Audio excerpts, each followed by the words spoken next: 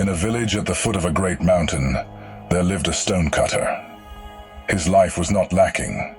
He had work. He had health. He had purpose. Each day he walked to the quarry.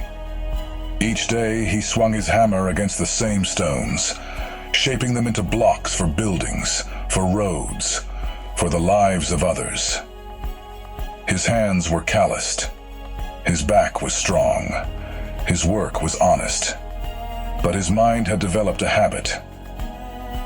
A cognitive pattern so automatic, he no longer noticed it. He projected power onto everything he was not. The sun blazed and he thought, that is power.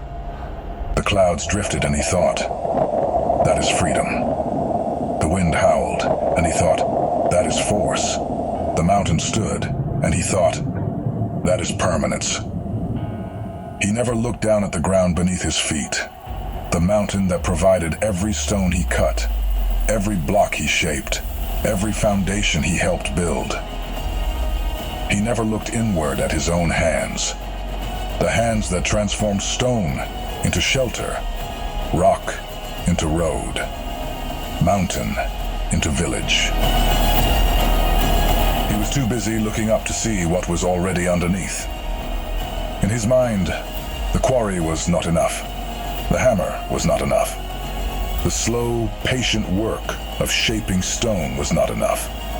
And so the universe, in its infinite patience, decided to show him what he was seeking. He awoke as the sun. He rose over the village, over the mountain, over the world itself. His light touched everything. Crops grew because of him. Days began and ended at his command. He was worshipped, feared, adored. For a moment he felt what he thought was power. But then a cloud drifted across the sky. Small, fleeting, insignificant. And yet when it passed before his face, it blocked his light. The sun, now the stonecutter, raged inwardly. This cloud dares to obscure me. I am the sun. And in that rage he discovered the first truth. Every form has its limitation. The sun can be obscured. If only I were the cloud, he whispered. Then I would be more powerful than the sun. He awoke as the cloud. He drifted across the sky, formless and free. He could go anywhere the wind carried him. He could obscure the sun itself. He could release rain or hold it back. For a moment, he felt what he thought was freedom. But then, the wind came. It did not ask permission. It did not announce itself. It simply moved, and the cloud, for all his formlessness, for all his freedom, was pushed, scattered, torn apart, and reassembled at the wind's whim. He had no choice, no resistance, no say. And in that helplessness, he discovered the second truth. Every form has its master. The cloud can be moved. If only I were the wind, he whispered, then nothing could move me. He awoke as the wind. He howled across valleys. He uprooted trees. He shaped waves and carved cliffs. Nothing could touch him. Nothing could stop him.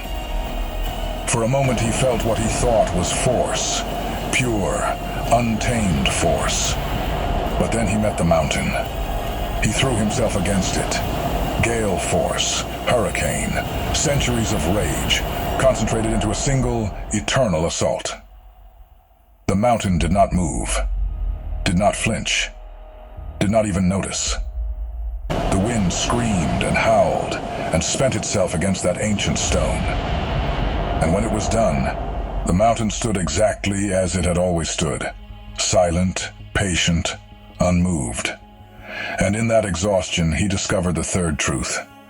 Every form has its equal. The wind can be spent.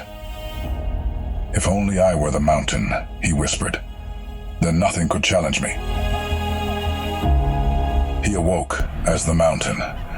He was ancient, immovable, eternal. Storms raged against his slopes and meant nothing. Time passed across his face and left only the slightest trace. The sun warmed him. The clouds veiled him. The wind screamed at him. He was beyond all of it. For a long, still moment, he felt what he thought was permanence. But in that permanence, he discovered something troubling. The mountain did not grow. The mountain did not create.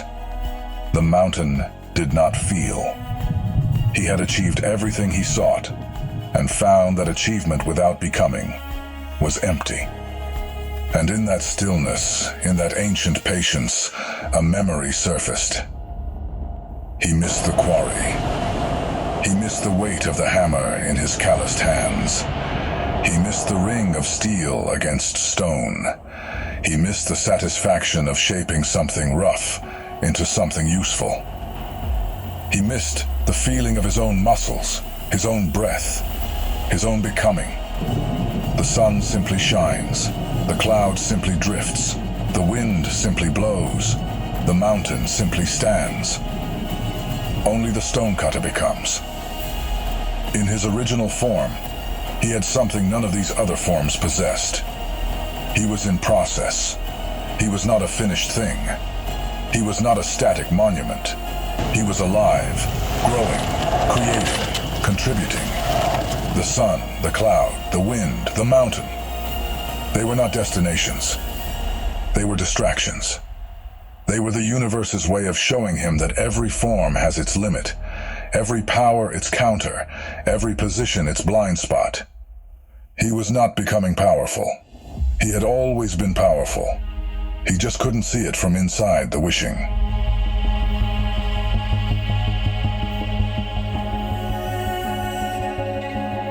Moral of the story.